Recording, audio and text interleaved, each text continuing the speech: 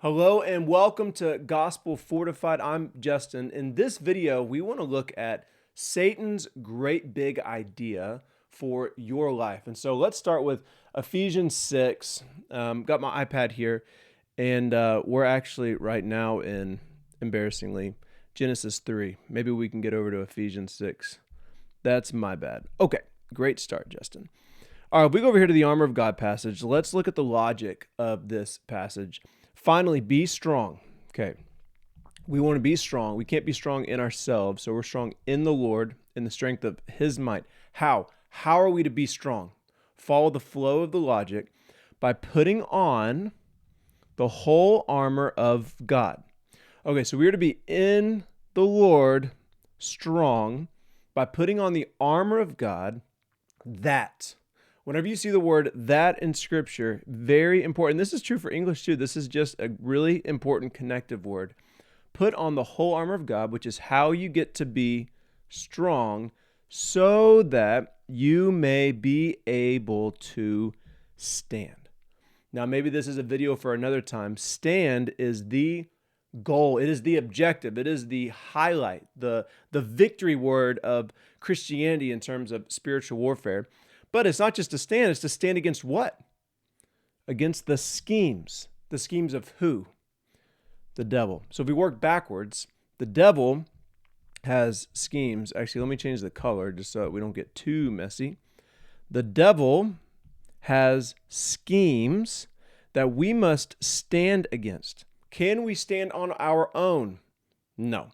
We need the armor of God. So the armor of God is given to us by God in His perfect provision, and that we come in weak, we get strong by putting on this armor that He gives to us that we must put on that helps us to stand against the schemes of the devil. So what in the world are the schemes of the devil, right? We better understand what the schemes of the devil are, and we better understand what it means to stand.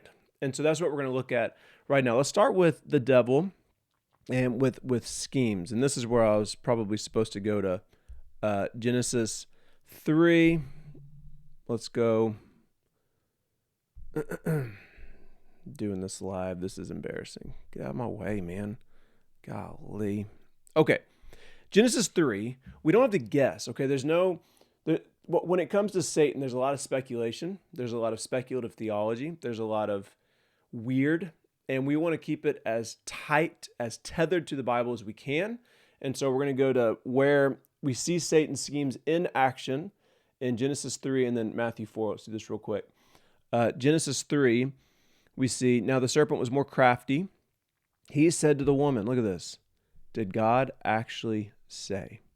Now that's a scheme. That's questioning God.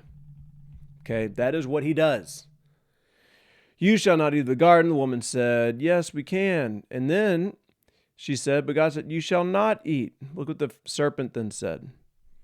You will not surely die. That's not questioning God. That is rebuking. That is disobeying. That is to the point of total rebelling against what God has said. So he's twisting it here. He's kind of questioning, and then here he's just like nullifying what God has said. So that's a major scheme. Now, what's the heart behind this? Why is he doing this tactic? It's to get Eve and Adam, who's nearby, independent of God.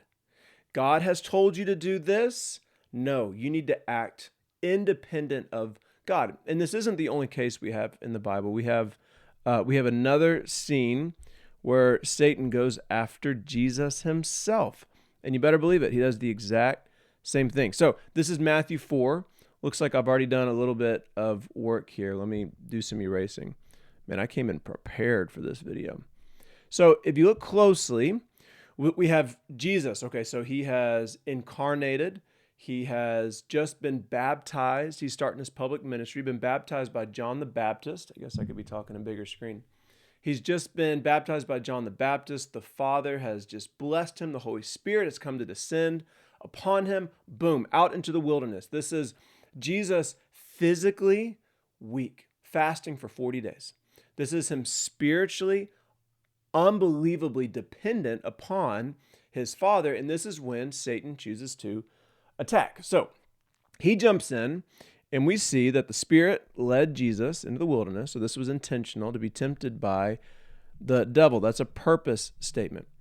Look what the tempter, the devil, Satan, says to Jesus. If you are the Son of God, command these stones to become loaves of bread. Now, he'll go on to tempt two other times, but let's just focus on this one for a second.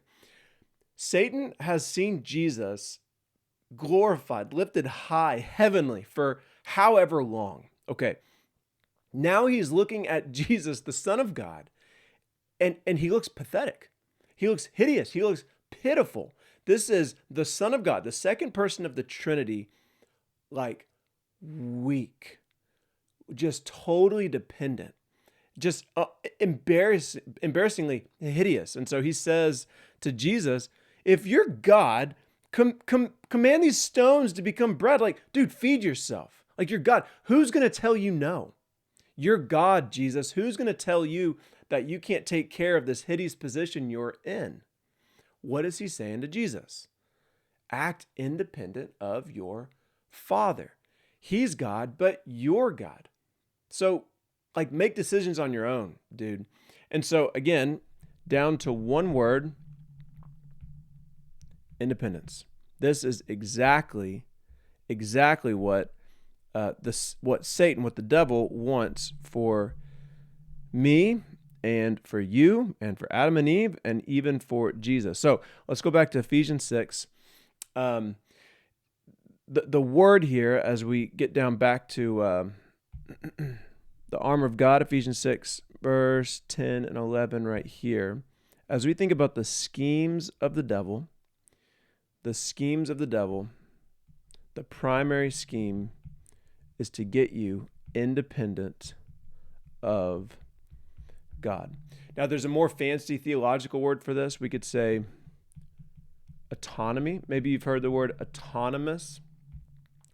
It's a fancy word. I don't know why theologians love these fancy words. It actually is helpful. Auto means self. Nami comes from nomos, which means law.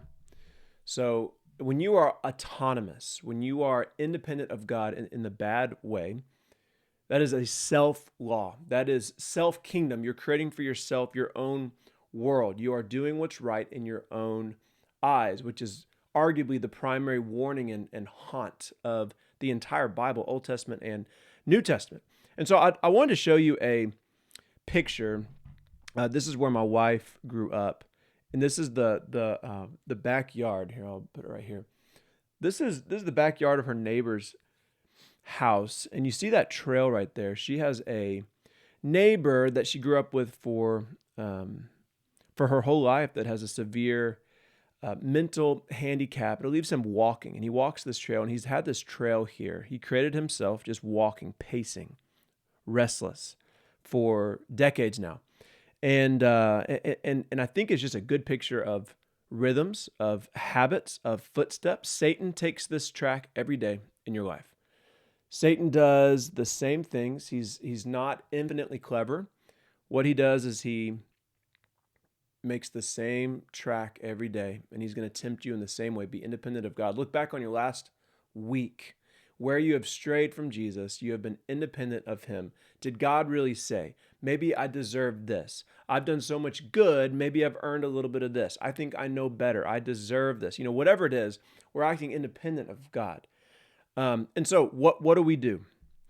Well, our word is to stand. This is the key word of spiritual warfare. Come on. Stand. That word, steinai. It's actually a really simple word in the Greek. It means a prolonged, established, non-budging, defiant standing. It's this posture of it's withstanding, it's resisting, it's holding fast. And so a picture that I have is we have this little cabin at a little river here in Arkansas. And there's this monument that comes up out of the water, and it's of a fly fisherman.